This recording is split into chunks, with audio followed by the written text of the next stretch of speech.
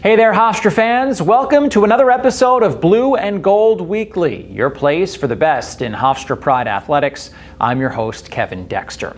The Hofstra men's soccer team was back in action this week, beginning their quest for a fifth consecutive CAA championship and looking to kick off Richard Nuttall's final season on a high note. The Pride had a pair of games here at Captain's Field. They started things off on Thursday night against Bucknell, and the Pride got on the board first.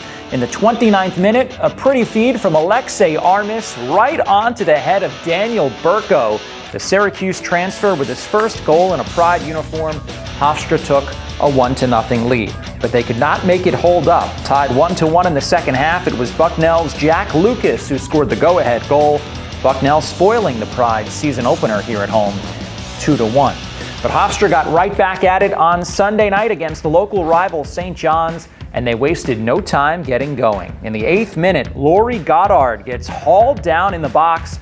The referee awarded a penalty, and Goddard made no mistake. The CAA preseason player of the year with his first of the season. Pride were up 1-0. And just over 3 minutes later, they struck again. Off the turnover, Daniel Burko with his second goal in as many games. The Pride took a 2-0 lead and never looked back. They pick up their first win of the season by that 2-0 score. Well, it's on the road this week for the Pride, one game on Sunday afternoon at Binghamton. Well, after a 2-0 start here at home, the Hofstra women's soccer team played their first two road games of the season to mixed results. They made it 3 straight wins to start the year, beating Columbia on the road 2-1. Alexia Desquassé scored her first goal in a Pride uniform, and then with less than 10 minutes left, the Pride took the lead on a Columbia own goal. They won that game 2-1, but they could not follow it up at Yale on Sunday, falling 4-0. They return home this week for a Thursday night matchup against FDU here at Captain's Field. It's also the start of the season for the Hofstra field hockey and volleyball teams this week. The Pride field hockey team plays at UAlbany on Friday before their home opener at Cindy Lewis Stadium on Sunday against Sacred Heart, and volleyball will open things up on the road Sunday at Binghamton. Well, it's also the beginning of a new era for the Hofstra softball team. Last month, they named veteran coach Susan Cassidy-Like the new head coach of the program. I had a chance to sit down with Coach Cassidy-Like recently to talk about her philosophy and why she took the job here at Hofstra. The new head softball coach here at Hofstra is Susan Cassidy-Like. After a long career down the street at Malloy as the athletic director and the head softball coach there, why now? Why Hofstra? A great question. I've thought about it over the years. I'm familiar with your AD, Rick Cole. He's reached out to me a couple of times and it just wasn't the right time, but I've spent 20 years at Malloy and I thought about, this might be the great opportunity for me to make the transfer. Well, you've had such success at the Division II level, now moving to Division I. What kind of challenges does that present to you here as a head coach? Well, it doesn't seem like many challenges because, like you say, there's a lot more offerings here at Hofstra. So, and the idea of being able to do it on a full-time basis, I think that was what was intriguing. So I'm really excited about what we can do. Well, what kind of culture do you hope to establish here from day one here as you start things out? Yeah, well, obviously, Bill Edwards has done a great job and he's got a great tradition here. I want to make sure that the culture is where the kids are competitive, but we want to have something where we have sustained success. And I can do that by just building on the kids that we have here, making sure that they understand that we're going to work hard.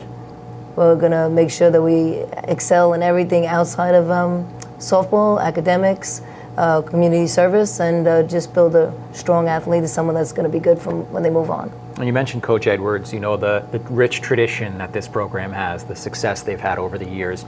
What about that excites you to kind of take over and be the next leader of that? And you know what, it's funny, we were thinking about this when I used to coach at Holy Trinity High School. We used to come here and actually play our championship games, and it was always like, wow, we were here where Bill Edwards played, and then we were able to play him in the fall a lot when I was at Malloy. So it's very exciting. He's done a great job, and I'd really like to carry on what he was able to do for so many years.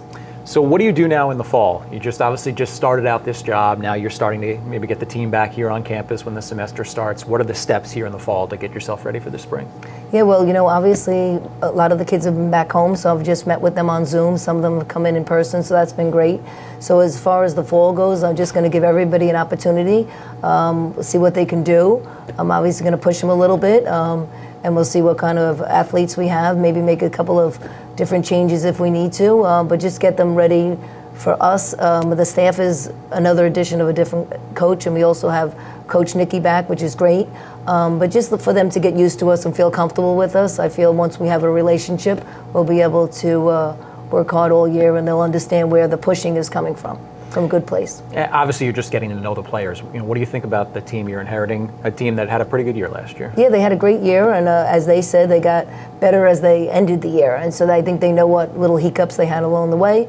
So we should be fine. The girls seem to be excited, at least on Zoom, saying that they're ready for the challenges. So let's hope that's the case, and we'll get her going right away. And as you start the recruiting process and everything, what kind of player do you want to bring into this program? Is there a certain type? Yeah, well, definitely a competitor, someone that likes to be pushed, someone that likes to be challenged, someone that has high expectations for themselves. I never want to have more expectations than the player that's coming in. Coach Nikki had done a great job looking at players already, and Coach Carla has done that as well from her previous institution. So we're just looking for a kid that understands the culture here at Hofstra and what we're trying to do, and we wanted to make sure that they understand they're going to be successful. What's your message to those that support this softball program, the Hofstra community, about what your goals are here for this job? Yeah, so obviously there's a rich alumni out there in terms of a lot of people that have supported Hofstra over the years. So we want you to understand that we realize how important Hofstra is. We want to make sure that Hofstra's softball team is as recognized as they used to be. And any time of support we can get from you all, coming out in person or reaching out to us anytime, we're looking forward to that, actually. Well, Coach, welcome to Hofstra. Good luck as you get started, and we're excited to see your team on the field come the springtime. Thanks a lot. And thanks again to Coach Susan Cassidy-Like for that conversation.